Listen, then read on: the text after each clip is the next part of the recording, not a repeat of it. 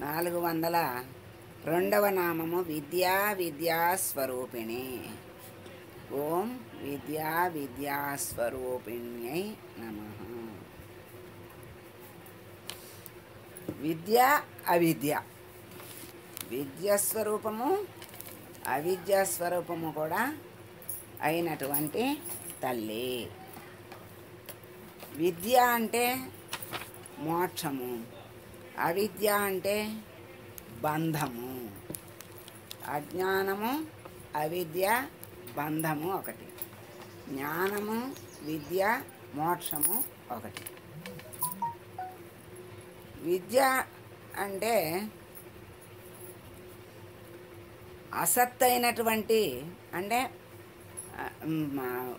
పోయే, అంటే శాశ్వతము కానటువంటి పంచభూతములు, పంచతన్మాత్రలు, పంచ జ్ఞానేంద్రియాలు, పంచ కర్మేంద్రియాలు, పంచకోశాలు, అంతఃకరణ పంచకము, వీటన్నిటినీ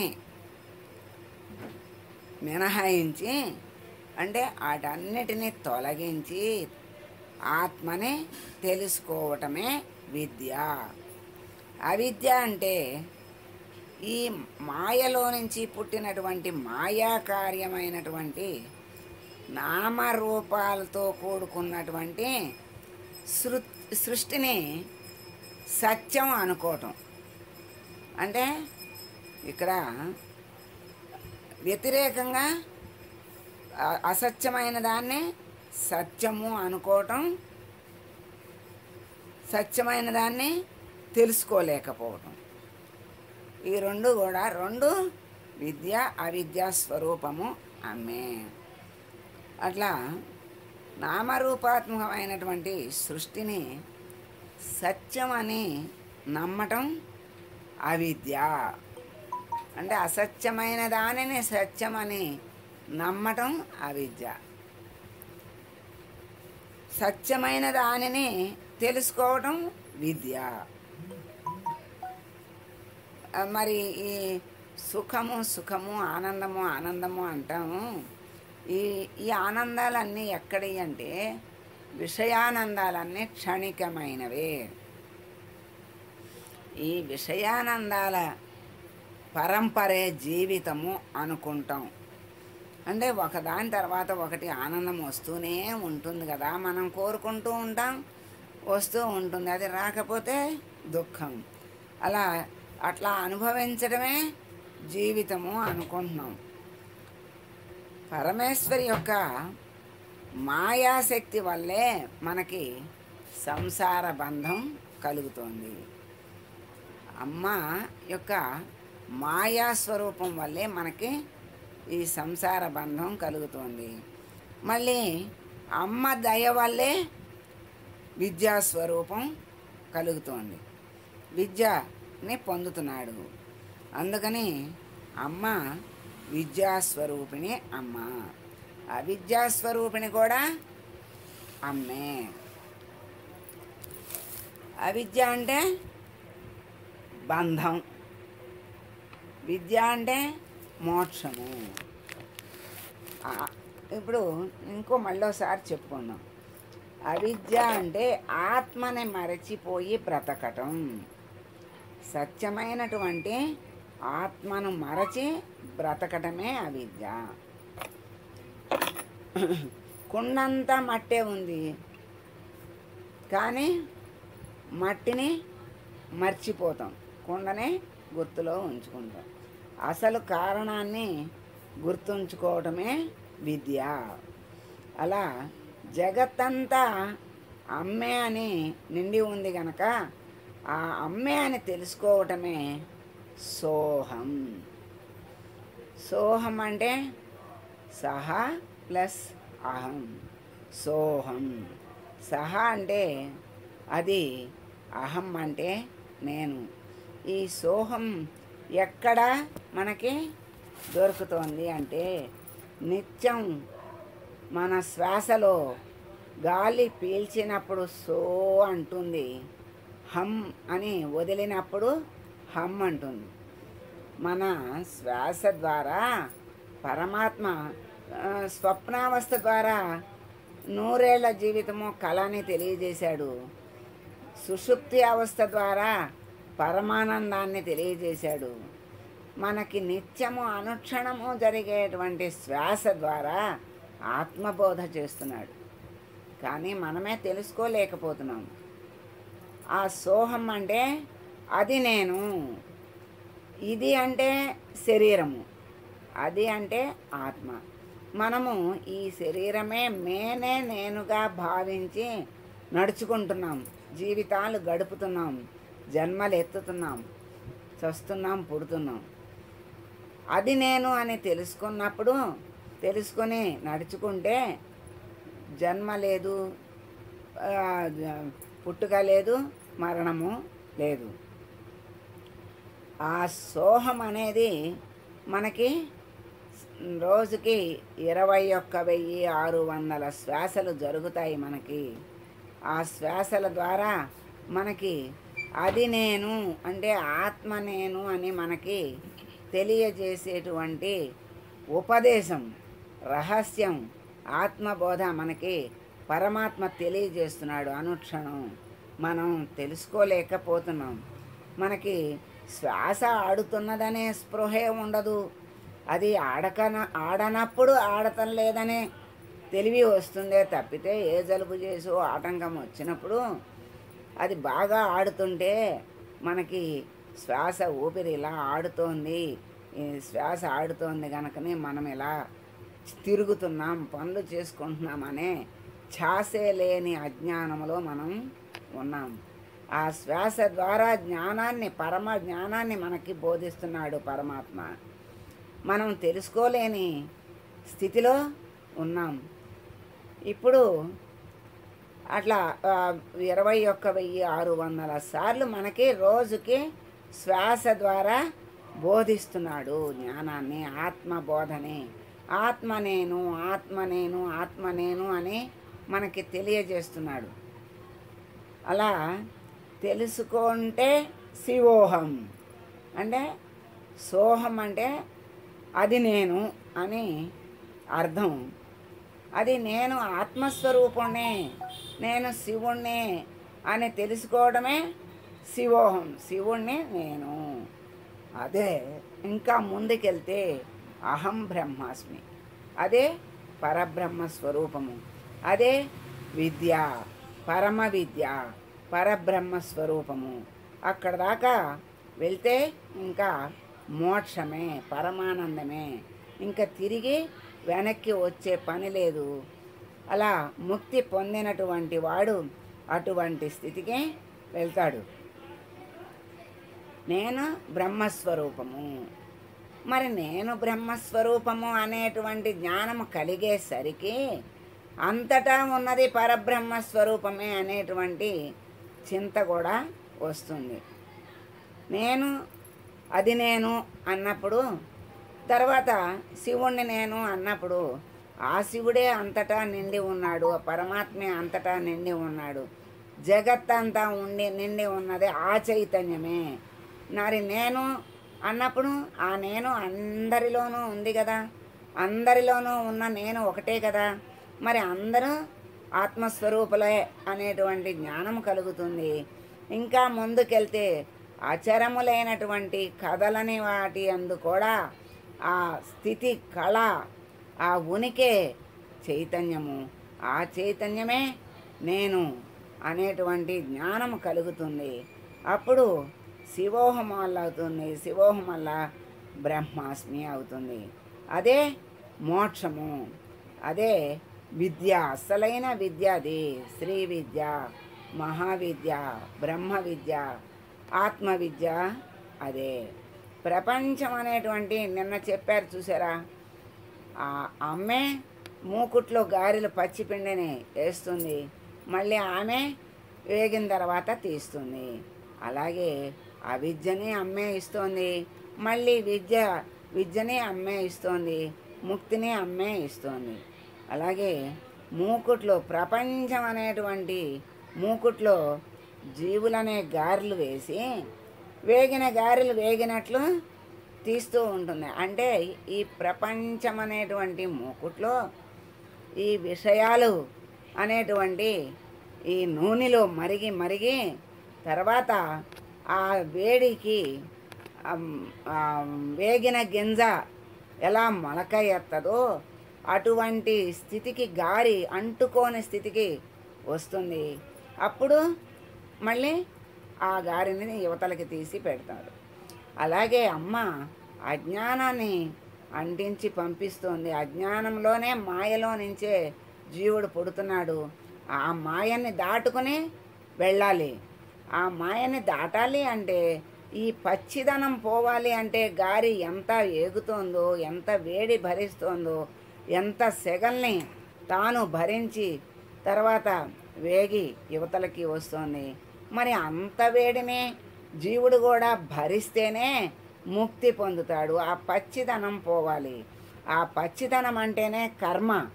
జీవుల్లో కర్మ అనే పచ్చిదనం ఉండబట్టే ఈ అంటుకుంటోంది. పచ్చిదనం ఉంటేనే అంటుకుంటుంది కదా పిండి మన చేతికి. అదే వేగితే అంటుకోదు. అలా జీవుల్లో కర్మ అనే పచ్చిదనం ఉండబట్టి ఈ బంధానికి బందీ అయిపోతున్నాడు. అన్నీ అంటుకుంటున్నాయి. మరి అంటుకోకుండా ఉండాలి అంటే వేగాలి. అలా ఆ పచ్చిదనం అవ్వాలి. అవ్వాలి అంటే మరి బాగా తాపం భరించాలి.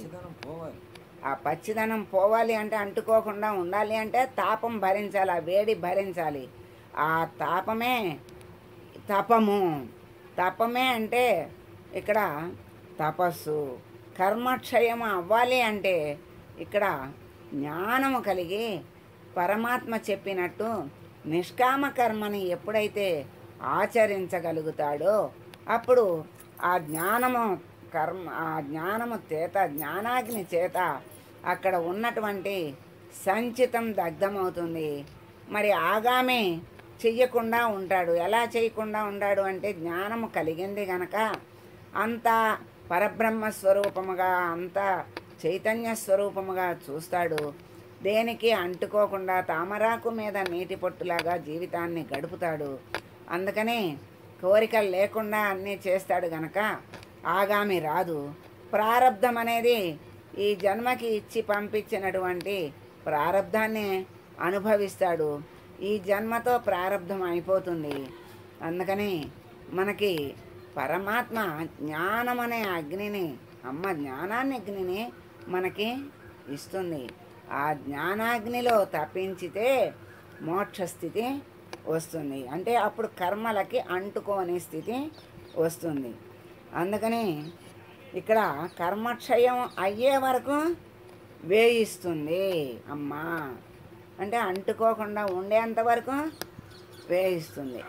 అలాగే ఈ కర్మలన్నీ నశించే వరకు ఆ జ్ఞానం అనే అగ్నిలో ఆ దగ్ధం అయ్యేంత వరకు కూడా ఆ జ్ఞానం పరిపూర్తి అవ్వదు, ముక్తి రాదు. అలా అవిద్య అంటే ఏంటంటే తాను అనుకుని దాన్ని అంటే కాని దానిని తాను అనుకుని జీవించటమే అవిద్య. అంటే శరీరము తాను కాదు, తాను కాదు, నేను కాదు, నేను ఆత్మ అనే జ్ఞానము కలిగి ఉన్నప్పుడు అది జ్ఞానం అవుతుంది. అది నేను శరీరమే శాశ్వతము, శరీరమే ఇక్కడ పనులన్నీ చేస్తోంది, ఈ శరీరమే అన్నిటికీ కారణము అనేటువంటి పరమ అజ్ఞానమే అవిద్య. ఎందుకంటే శరీరము చేసేదే అయితే మృతి మూర్ఛలలో కూడా చెయ్యాలి. శరీరము ఉంటుంది కానీ సుషుప్తిలోనే మనకి శరీర స్పృహ లేదు, శరీరము పనిచేయటలా. మరి కళ్ళు తిరిగి పడిపోతే అంతకంటే చేయదు. మృతి వచ్చినప్పుడు అంతకంటే దేనికి పనికిరాదు, కాసేపు ఉంచటానికి కూడా శరీరం పనికిరాదు. మరి శరీరమే చేసేటట్లయితే అంత శరీరము ఎప్పుడూ చెయ్యాలి, కానీ ఎప్పుడూ చేయటం లేదు గనక మనం విచారణ చేస్తే శరీరము చేసేది కాదు, శరీరము లోపల ఉన్నటువంటి చైతన్యము ఈ శరీరముతో అన్ని పనులు చేయిస్తోంది అని తెలుసుకోవడమే విద్య. ఆ చైతన్యమే పరమాత్మ. ఆ చైతన్యమే అమ్మ అనేటువంటి జ్ఞానమే విద్య. అలా మనకి కర్మ పరిపాకం వల్ల అనేక జన్మల కర్మ సంచితం మనకి ఉండటం వల్ల దాంట్లో నుంచి తొందరగా బయటికి రాలేము. అదే కర్మ బంధంలో పడేస్తూ ఉంటుంది, మళ్ళీ చేయిస్తూ ఉంటుంది. దానికి అంతు అనేది లేదు. అలా ఈ కర్మ ఎప్పుడు మొదలైంది, ఎప్పుడు అంతమవుతుంది, ఎప్పుడు మనం బయటపడతాము, ఈ బంధం నుండి ఎప్పుడు బయటపడతాము అనేటువంటి ఆలోచన రావటమే విశేషం. కానీ ఎప్పుడు మొదలైంది అని ఎత్తుక్కోవటం అనవసరం. ఎందుకంటే ఎప్పుడు మొదలైందంటే అనేక జన్మలు, వేల జన్మలు ఎత్తచ్చు. వేల జన్మల నుంచి చేసుకున్నటువంటి కర్మ మనకి వెంట ఉంటూ ఉంటుంది. అది ఆ జన్మే, ఆ వేల జన్మల కర్మ లక్షల జన్మలు ఎత్తితే కానీ పోదు. అందుకని ఎప్పుడు మొదలయ్యింది, ఎంత ఉంది అనే దాన్ని వదిలేసి దీన్ని ఎలా వదిలించుకోవాలి, ఈ కర్మ బంధం నుండి ఎలా విడిపడాలి అనే ఆలోచన మొదలవ్వాలి. ఆ మొదలైన ఆలోచన ద్వారా మనకి ఎప్పుడైతే ఆ ఆలోచన బంధము నుండి విడిపడాలి అనేటువంటి ఆలోచనే విశేషం. ఆ ఆలోచన ఎప్పుడు వచ్చిందో దానికి మార్గం భగవంతుడు మనకి చూపిస్తాడు. అలా లోకానికి పనికొచ్చేటువంటి ఈ లౌకిక విద్యలు అన్నీ అవసరమే. ప్రతిదీ లౌకిక విద్యే. అంటే మనం పెరగటానికి, పోషణకి పనికొస్తాయి లౌకిక విద్యలు. లౌకిక విద్యలు లేకుండా పరమార్థ విద్య ఒక్కటే సాధించమని ఎక్కడా పరమాత్మ చెప్పలేదు. ఎందుకంటే లోకంలో ఉన్నప్పుడు లౌకిక విద్యలు ఉండాలి, లౌకికంగా శరీర జీవితము నడవాలి. అందుకనే లౌకిక విద్యలు ఉండాలి, లౌకికంగా పని చెయ్యాలి. ఆ పనిలో భగవంతుణ్ణి చూడటమే పారలౌకికం. అలా ఎప్పుడు ఎలా ఈ బంధాల్ని వదిలించుకుంటాం, ఈ బంధం అంతా మనకి దుఃఖాలనే ఇస్తోంది. ఈ దుఃఖం లేకుండా మనం బయటపడాలి, శాశ్వత సుఖాన్ని పొందాలి. ఈ సుఖాలన్నీ, విషయ సుఖాలన్నీ మనకి మురిపిస్తున్నాయి. క్షణం ఆనందంగా అనిపించి మరుక్షణంలో విపరీతమైన దుఃఖాన్ని, కష్టాన్ని, బాధని ఇస్తున్నాయి. మరి అలాంటి సుఖాలని నమ్ముకుంటే ఎప్పటికీ బయటపడలేము. మనకు కావాలనుకున్నది ఏంటంటే ఎప్పుడూ ఆనందంగా ఉండాలి, సుఖంగా ఉండాలి, సుఖంగా ఉండాలి, ఆనందంగా ఉండాలి అని కోరుకుంటాం. కానీ దానికి తగిన చర్య మనం చెయ్యటం లేదు కనుక అలా క్షణిక సుఖాలే మనకి ప్రాప్తమవుతున్నాయి. ఎందుకంటే క్షణిక సుఖాల వలయంలోనే మనం పనులు చేస్తున్నాం. అందుకని ఆ క్షణిక సుఖాలే మనల్ని పట్టుకుని కాసేపు సుఖాన్ని అనిపించిన భ్రమ పడతాయి. అంటే సుఖం అనే భ్రమలో పడతాం, కానీ అది నిజమైన సుఖమైతే ఎప్పటికీ సుఖంగానే ఉండాలి. దానికే మనకి ఈ పంచేంద్రియాల ద్వారా క్షణిక సుఖాలు ఎలా ఉన్నాయో మనం ఇంకొకసారి పునశ్చరణ చేద్దాం. ఈ పంచ విషయములు ఉన్నాయి, శబ్దము, స్పర్శము, రూపము, రసము, గంధము. ఈ పంచ విషయాలే ఈ ప్రపంచంలో ఉన్నాయన్నీ ఈ పంచ విషయాలే.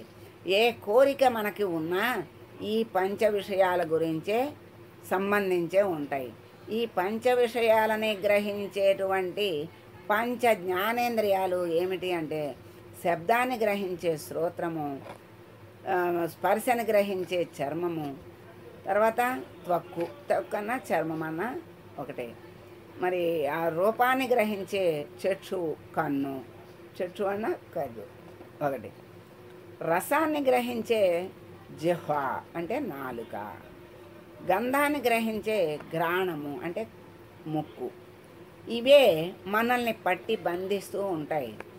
ఈ మనస్సు విషయాల మీదకెళ్ళి ఈ జ్ఞానేంద్రియాల ద్వారా విషయాల్ని తీసుకుని అనుభవించాలి అనేటువంటి ఆ తృష్ణని కలుగజేసి అనుభవింపచేస్తాయి. కానీ అక్కడ శాశ్వత సుఖం లేదు, క్షణిక సుఖమే ఉంది.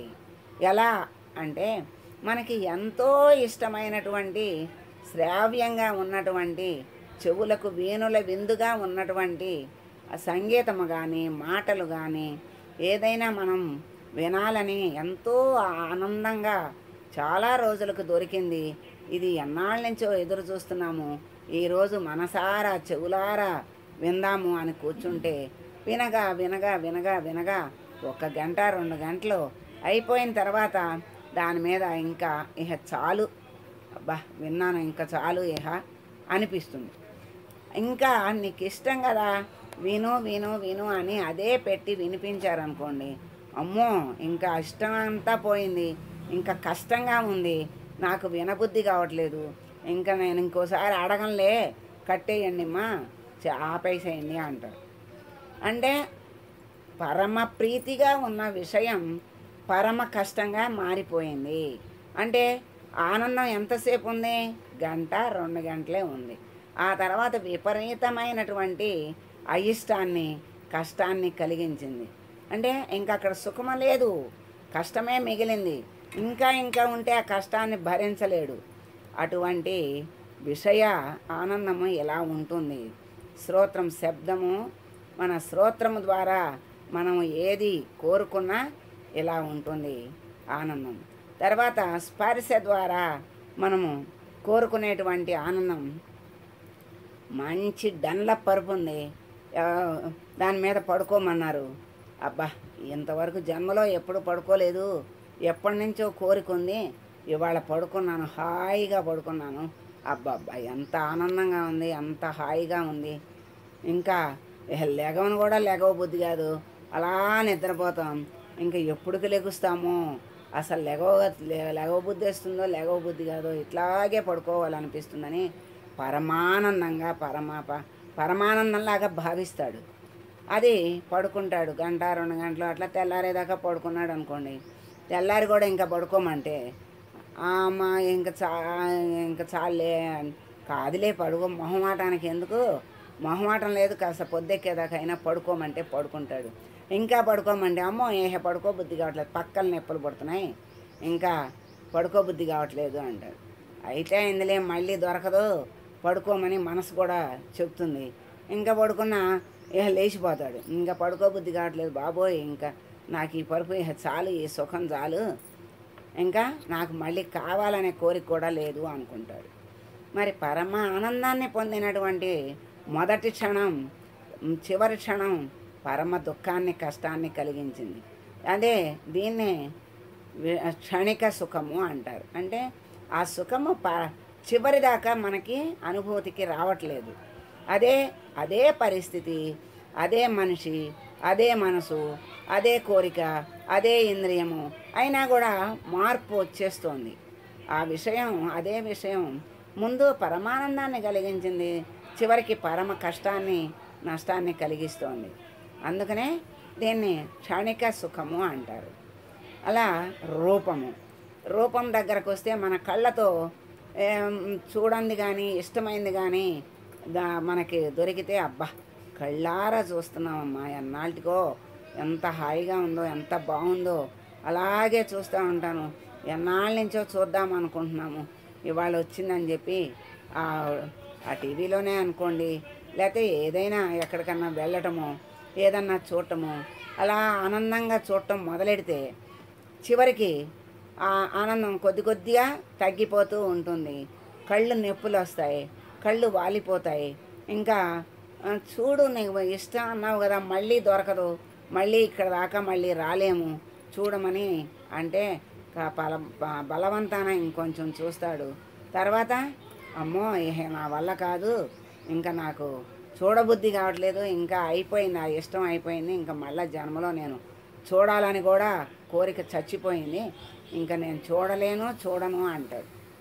అంటే ఎంతో పరమానందాన్ని ఇచ్చినటువంటి రూపము చివరికి పరమ కష్టాన్ని ఇచ్చింది. అలాగే ఈ రూపము కూడా ఆ కన్ను ద్వారా చూసేటువంటి ఆ రూపము కూడా మనకి శాశ్వత సుఖాన్ని ఇవ్వట్లేదు. జిహ్వ దగ్గరకు వస్తాం. జిహ్వ దగ్గరకు వస్తే రసము అంటే రుచి. ఎంతో ఇష్టమైన పదార్థాన్ని మనకి పెట్టారనుకోండి, అబ్బా ఎన్నాళ్ళ నుంచో అనుకుంటున్నాం, నాకు అసలు దొరకలేదు, ఇంతవరకు వింటమే కానీ చూడలేదు, తినలేదు. ఇవాళ మీరు పెట్టారు, చాలా ఆనందంగా ఉంది, చాలా ఇష్టము నాకు, తింటానని తింటాము. ఇంకా తినమని ఇంకా పెడతారు, ఇంకా తింటాం, ఇంకా తింటాం. ఇంకెంత తింటాం, పొట్ట పగిలిపోతుంది, ఇంకా నేను తినలేనని బలవంతాన ఇంకా తింటాడు. అలాగే భోజనానికి వెళ్ళొచ్చినటువంటి వాళ్ళు కింద పడి డొల్లుతున్నారంట. తిన్నటువంటి వాళ్ళు ఏంటి అట్లా డొల్లుతున్నారంటే, అబ్బో ఆయాసం ఎక్కువైపోయింది, తిని తిని ఆయాసంగా ఉంది, పొట్ట అసలు ఖాళీ లేదు అంటే ఒక్క కస్తూరి మాత్ర వేసుకోమన్నారంట అరగటానికి. ఆ మాత్ర పెట్టుకునే ఖాళీ ఉంటే కడుపులో ఇంకో గారే తినేవాడినిగా అన్నాడంట. అలాగే అది ఎంత ఇష్టమైనదైనా సరే తినగా తినగా తినగా మొదట్లో తిన్నటువంటి అనుభూతి, ఆనందము, రుచి చివరికి ఇంకా తిను, ఇంకా తిను, ఇంకా తిను, చాలా ఉంది, నీకెంత కావాలంటే అంత తిను, మళ్ళీ దొరకదు అని పెట్టారనుకోండి, ఇహ డోకు వచ్చేస్తుంది. ఇంకా తినను కూడా తినలేడు, దాన్ని చూడలేడు. అమ్మో నాకు ఇక డోకు వస్తుంది, ఇక నేను దాన్ని కూడా చూడబుద్ది అట్లా విరక్తి వచ్చింది, దాని మీద ఇంకా నేను మళ్ళీ ఎప్పుడు అడగను, నేను ఎప్పుడు కోరుకోను, నాకు అయిపోయింది ఆ మోజు అంటాడు. అంటే పరమ ఆనందాన్ని, రుచిని కలిగించినటువంటి అదే పదార్థము అదే మనిషికి, అదే జిహ్వకి చివరికి అదే డోకు వచ్చేటట్టుగా, వాంతి అయ్యేటట్లుగా చేసింది. అంటే ఆ రసములో, ఆ జిహ్వలో, ఆ రుచిలో ఉన్నటువంటి ఆనందము ఎంతటిదో మనకిప్పుడు అర్థమైంది కదా. అంటే శాశ్వతంగా ఉండదు. అలాగే ఘ్రాణము, ముక్కు, గంధము, ఎంతో మంచి సువాసన వచ్చేటువంటి సెంట్లో, లేకపోతే ఇష్టమైనటువంటి సువాసన వాసన నీకు ఇష్టం కదా అని ముక్కు దగ్గర పెట్టారనుకోండి, అబ్బా హాయిగా ఉంది, చాలా బాగుంది అని ఎంతో ఆనందపడినటువంటి ఆ వాసన అలా చూసి చూసి చూసి చూసి చూసి ఇంకా చాలే అంటే, కాదు ఇంకా కాసేపు చూడు, నీకు ఇష్టం అన్నావు కదా అని ఇంకా ముక్కు దగ్గర పెడితే, అబ్బా చాలే తీసి అవతల పడే, ఇంకా చాలి, ఆ మోసపోయింది, ఆ వాసన ఇంకా విరక్తి వచ్చింది, చూడబుద్ధి కావట్లేదు అని అంటాం. అంటే అక్కడ ఈ శబ్ద స్పర్శ రూపరస గంధాలనే విషయాలు ఏవి కూడా మనకి శాశ్వతమైన ఆనందాన్నే ఇవ్వట్లేదు, క్షణికానందాన్నే ఇస్తున్నాయి.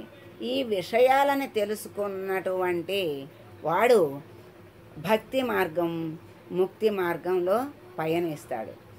అంటే అప్పుడు వీటికి అంటకుండా పనులను చేసుకోగలుగుతాడు. అదే కర్మ నిష్కామ కర్మ అంటాడు. ఏది తప్పదు, జీవితంలో అన్నీ చెయ్యాలి, అన్ని కర్మలు చెయ్యాలి, అన్ని బంధాలు ఉంటాయి. కానీ తామరాకు మీద నీటి బొట్టులాగా అంటకుండా ఉండటమే జీవనానికి ముక్తి. అదే ముక్తి మార్గము. అలా ముక్తి అంటే వేగిన గింజ, వేరుశనగ గింజ లేకపోతే ఏ గింజ అయినా వేయించామనుకోండి ఇంకా మొలకెత్తదు, కానీ గింజగా ఉంటుంది.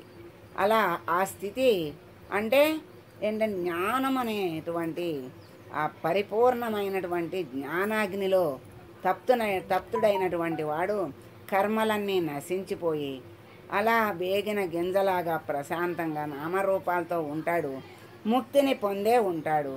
అప్పటికి అవిద్య క్షయమైపోతుంది, పచ్చిదనం పోతుంది, కర్మలన్నీ పోతాయి, అంటుకోవటము బంధం అనేది పోతుంది, ముక్తి వస్తుంది. అదే విద్య, అసలైన విద్య అంటే అదే. అలా ఇక్కడ యజ్ఞయాగాదులు కూడా ఒక రకమైన కర్మ కిందకే వస్తాయి, లౌకిక కర్మలే అవుతాయి. వీటి వల్ల మనకి పుణ్యం వస్తుంది.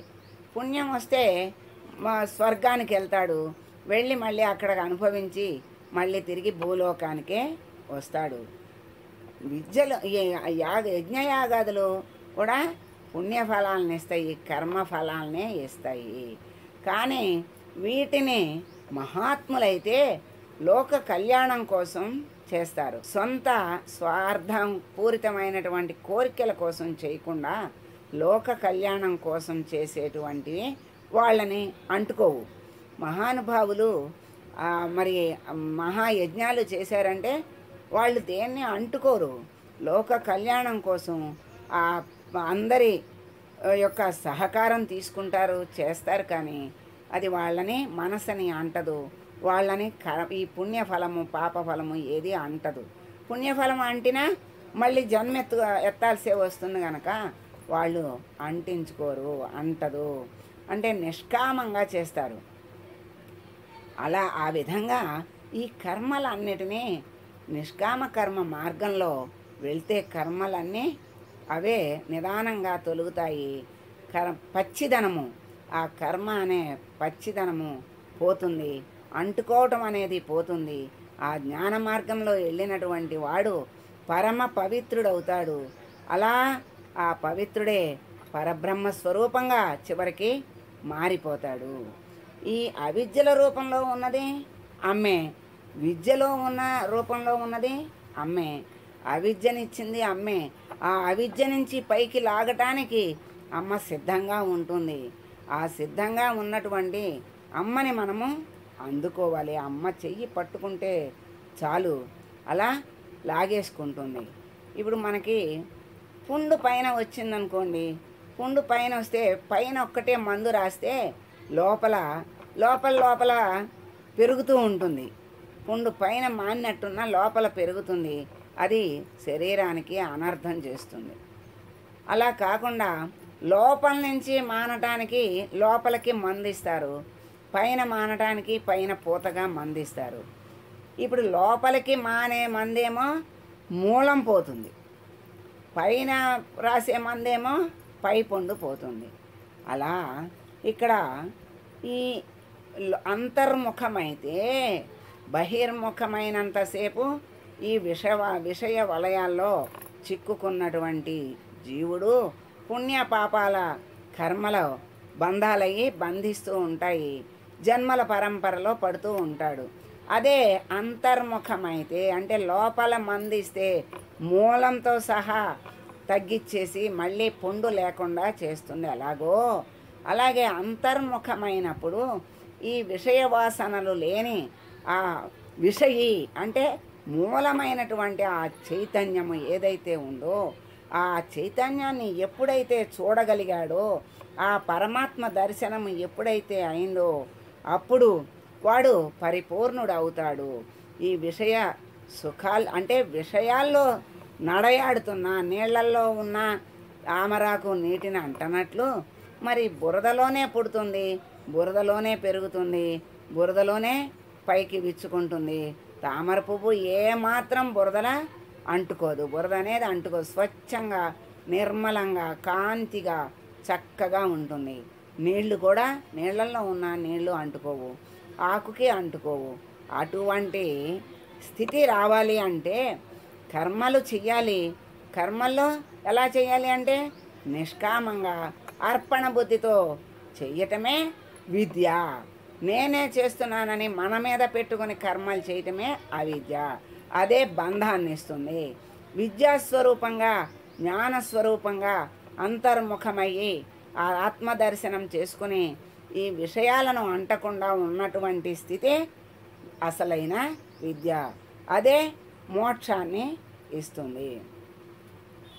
ఇప్పుడు ఇది వదిలేయి, అది వదిలేయి, ఇది నువ్వు కాదు, అది నువ్వు కాదు అని చెప్తుంటే మనకి అర్థం కాదు. ఈ అర్థం కాని దాన్ని ఎందుకు మనం ఎందుకు వింటాము, వదిలేస్తే పోతుంది అని అనుకోకూడదు ఎప్పుడు. ఈ అర్థం కాని దాన్ని ఇంకా అర్థం చేసుకోవడానికి శక్తిని ఉపయోగించాలి, మనలో యుక్తిని ఉపయోగించాలి, మనలో బుద్ధిని ఉపయోగించాలి. ఇంకోసారి చెప్పాలి, చెప్పించుకోవాలి, వినాలి. అర్థమయ్యేదాకా గురువు శిష్యుడికి అర్థమయ్యేదాకా చెప్పాలనే సిద్ధంగానే ఉంటాడు కనుక ఆ శిష్యుడు అర్థమయ్యేంత వరకు అడిగి అడిగి మరీ చెప్పించుకోవాలి. పరిప్రశ్నేన సేవయ్య అన్నాడు కృష్ణ పరమాత్మ. ఎన్నిసార్లు అర్జునుడు అదే ప్రశ్న మళ్ళీ మళ్ళీ వేరువేరుగా వేసిన అన్ని ప్రశ్నలకి ఓపిగ్గా సమాధానం చెప్పాడు కృష్ణ పరమాత్మ. ఆయన సందేహాలు పూర్తిగా తొలగేంత వరకు జ్ఞానము కలిగేంత వరకు 18 అధ్యాయాల రూపంలో చెప్పిన విషయాన్నే చెప్పి చెప్పి అనేక విధాలుగా మార్పు చేసి చెప్పి ఆయనకి జ్ఞానాన్ని కలిగించాడు. అంటే ఇక్కడ ఏం చేయాలి? అర్జునుడిలాగా మళ్ళీ మళ్ళీ అర్థమయ్యేంత వరకు అడిగి తెలుసుకోవాలి. తెలియదని వదిలిపెట్టేయకూడదు. అలా అడిగి అడిగి తెలుసుకుని పరిపూర్ణ స్థితిని పొందాలి. దాన్ని విషయాన్ని తెలుసుకోవాలి. తెలుసుకుని ఈ అవిద్య నుండి బయటపడాలి. ఈ పుణ్య పాప కర్మల నుండి బయటపడాలి. ఈ పచ్చిదనం నుండి బయటపడాలి. ఆ వేగినటువంటి గింజలాగా మనం నిలవాలి. అలా రావాలి అంటే ఆ లోపలికి తీసుకునేటువంటి మందు ఏమిటి అంటే ఉపాసన. అమ్మని పట్టుకోవటమే లోపలికి తీసుకునేటువంటి ఉపాసన. ఉపనిషత్ జ్ఞానము మోక్షాన్ని ఇచ్చేది ఏంటంటే ఉపనిషత్ జ్ఞానము. ఇప్పుడు మనకి పురాణాలు ఈ కథలు అన్నీ కూడా మనకి భక్తి మార్గాన్ని ఏర్పాటు చేస్తాయి. పూర్తి జ్ఞానాన్ని ఇచ్చేది ఉపనిషత్ జ్ఞానము. అలా ఆ ఉపనిషత్ జ్ఞానాన్ని అమ్మ ప్రసాదించి చక్కగా మోక్షాన్ని ఇస్తుంది. ఎప్పుడు? అంతర్ముఖమైనప్పుడు. ఈ కర్మలన్నీ కూడా ఇహలోక సుఖాలు పరలోక సుఖాలు కూడా ఇస్తాయి. ఇప్పుడు యజ్ఞయాగాదులు చేస్తే స్వర్గానికి వెళ్ళి స్వర్గంలో భోగాలు అనుభవిస్తాడు, మళ్ళీ భూమి మీదకి వస్తాడు. అలా ఇహలోక భోగాలు పరలోక భోగాలు కూడా కర్మలు యజ్ఞయాగాదులు ఇస్తాయి. అంటే జన్మ పరంపరలోనే ఉంటాడు. ఈ ఉపనిషత్ జ్ఞానం అనేది కలిగిందంటే పరిపూర్ణమైనటువంటి జ్ఞానమూర్తిని చేసి అమ్మ తనలో ఐక్యం చేసుకుంటుంది. ఆ అమ్మని ఆశ్రయిస్తే, అమ్మ పాదాలు ఆశ్రయిస్తే, అమ్మ పాదాలే వరద అభయ హస్తాలు అని శంకరాచార్యుల వారు మనకి తెలియజేశారు. అలాగే ఆ పాదాలను ఆశ్రయించిన అమ్మ చెయ్యి అందుకున్న చాలు అమ్మ పైకి లాక్కుంటుంది. ఒకవేళ ఈ సాధనలో మధ్యలో ఆగిపోతే అమ్మ మణిదీపంలో కూర్చోబెట్టుకుని కాసేపు తనలో ఉన్నటువంటి ఆ పరిపూర్ణమైనటువంటి ఆ బిడ్డకి, తన దగ్గర ఉన్నటువంటి బిడ్డకి పరిపూర్ణమైనటువంటి జ్ఞానాన్ని కలుగజేసి జీవ బ్రహ్మైక్యాన్ని, ఈ జీవుణ్ణి బ్రహ్మగా పూర్తి చేస్తుంది. ఇవి అని అమ్మ పరిపూర్ణమైనటువంటి జ్ఞానస్వరూపురాలు. ఇలా విద్యస్వరూపము అమ్మే, అవిద్యాస్వరూపము అమ్మే అని చెప్పారు. ఎలా అంటే కొంచెం చిన్న ఉదాహరణ చెప్పుకుందాం మనం. అమ్మ పసిబిడ్డతో ఈ చెంగు ఇట్లా మూసి నన్ను కనుక్కో అంటుంది. ఆ బిడ్డ వచ్చి చెంగు లాగుతాడు, తీయదు అమ్మ. తీయకపోతే అమ్మా అంటాడు. అమ్మ అంటే ఆ చెంగు తీసేసి ఆ బిడ్డను దగ్గరికి లాక్కుని ముద్దులు పెట్టుకుని ఆనంద పరవశంలో మునిగిపోతుంది అమ్మ. బిడ్డ కూడా కేరంతలు కొడతాడు. అలాంటి ఇదే ఇప్పుడు మనం తెలుసుకున్నది కూడా. అంటే అమ్మే తెర వేస్తుంది, అమ్మే తెర తీస్తుంది. ఎప్పుడు తీస్తుంది? అమ్మను ఆశ్రయిస్తే తెర తీస్తుంది. అంతకంటే ఏమీ చెయ్యక్కర్లేదు. మనం అమ్మ పాదాలని పట్టుకుందాం, అమ్మ చేతిని అందుకుందాం. అమ్మ సిద్ధంగా ఉంది బిడ్డల్ని అందుకోవటానికి, బిడ్డల్ని జ్ఞానస్వరూపాలని చేయటానికి, బిడ్డల్ని విద్యాస్వరూపాలని చేయటానికి అమ్మ సిద్ధంగా ఉన్నటువంటి విద్యాస్వరూపిణి అయినటువంటి అమ్మకి మంగళం పాడదాం. సర్వమంగళ మాంగళ్యే శివే సర్వార్థ సాధకే శరణ్యే త్రయంబకే దేవి నారాయణి నమోస్తుతే. ఓం